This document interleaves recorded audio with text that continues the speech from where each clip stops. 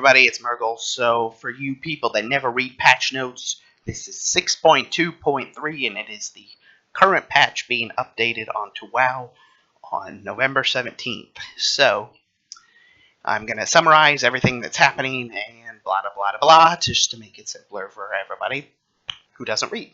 So anyways, they're adding Cataclysm Time Walking Dungeons. Hooray! But this is good for mount farmers. If you haven't gotten the mounts, which currently drop in Stonecore and the Vortex Pinnacle, now you can simply do Time Walker dungeons and, multitask. Because, of course, with the new Time Walking dungeons, I'm assuming they're going to sell a new vendor mount, which is 5,000 Time Walking badges usually. So we're going to see that happening, I'm guessing.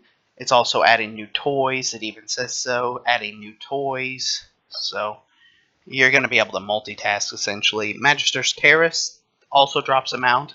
So we're going to see more White Hawk Striders being added to the game if you haven't already gotten that. They say here that new rare mount, Infinite Time Reaver, which if you haven't seen this mount, it's really nice looking, has been added as a random drop from any time walking boss. So that means any instance, the Cataclysm ones, the BC ones, or the Wrath of the Lich King ones. And assuming it's on personal loot, this means if this drops, you're not going to have to roll against it. It's going to be yours, I'm guessing. So yeah, very nice looking mount. But it says any random drop from any time walking boss. Probably a 1% off any boss, my guessing. And yeah, this is kind of bad. Pit of Sauron, for the people that like to farm Battered Hilts to sell. Battered Hilt is a rare drop from the heroic Pit of Sauron. And, gosh, I can't think of their names right now. But there's 3 of them. But most people farm the Pit of Sauron because it's huge, has a lot of mobs in it. And it's an extremely rare drop off those mobs. But adding it to Time Walking means that they're going to get a lot more Battered Hilts. So any of you out there farming it for gold, I'm sorry, it's probably going to go down in price with the influx of them being added to the game. So that's all that, pretty much. Nothing special up there. Cross-realm mythic rating. So if you got your friends on other servers, or maybe you've got a hugely geared alt on a different realm, and you want to do mythic dungeons, but everybody on your server isn't mythic-wise, you can join another high-pop server that's doing runs or whatever. So that's really nice. Item upgrades are back, so you're going to be able to get Valor from completing your first heroic dungeon, completing mythic dungeons, completing the weekly bonus event, except for the pet battle, which makes sense, and completing a raid finder wing.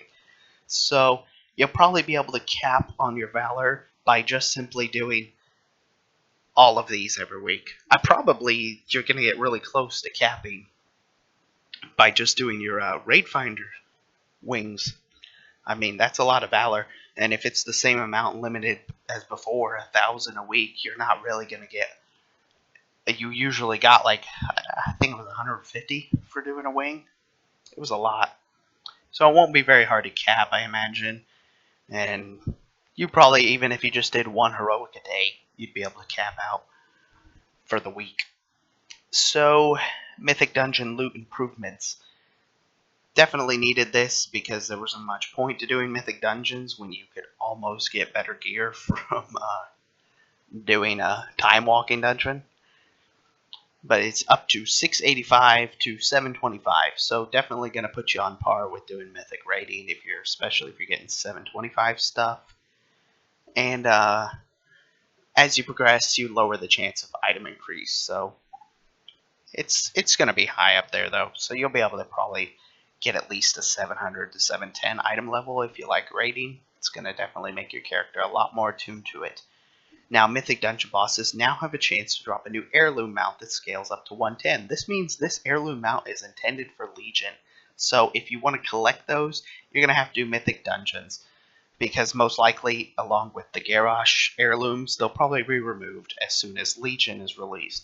So you're going to have to do Mythic Dungeons if you want to collect that. And from what I hear, this heirloom trinket has like an item level of 800 at 110. I'm assuming that means it's going to be a very high item level for 100. It's probably a 715 or more. So it's going to be a really good upgrade for most people, in fact, to wear right now.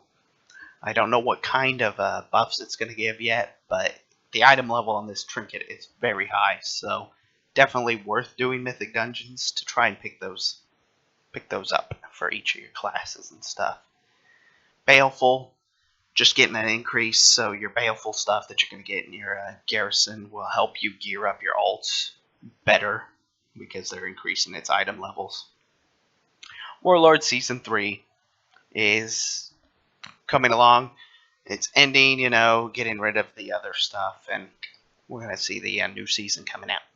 Now, these class changes, kind of funny, because I heard that which Turbo is basically an enhanced shaman or a warrior, were part of that, and I think they won the world tournament for PvP, and they're getting increases.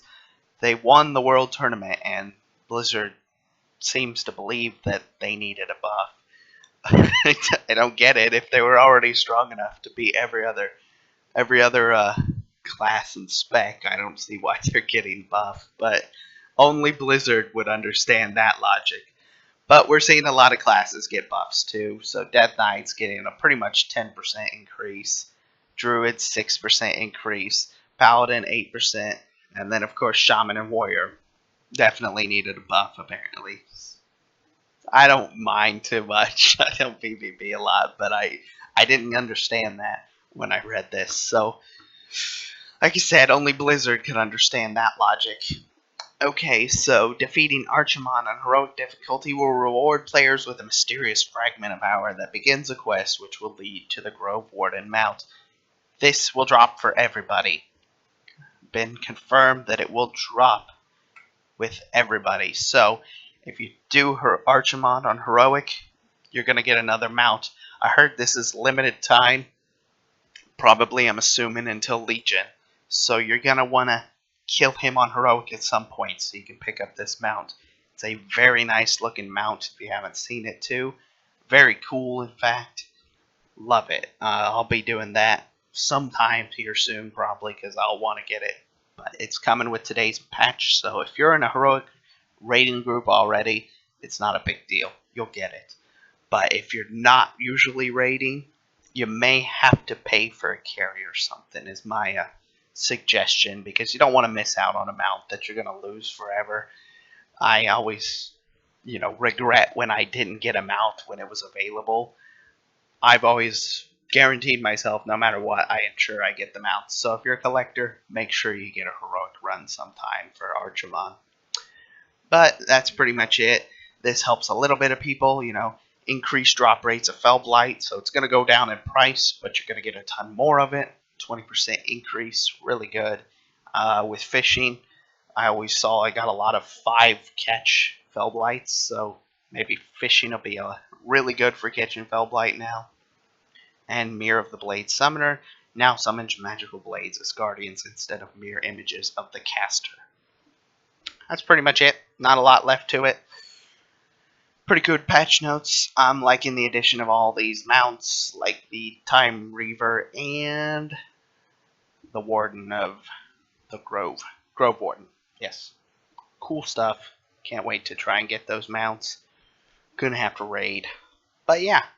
Thanks for watching, everybody. Hope you enjoy and have fun with the patch.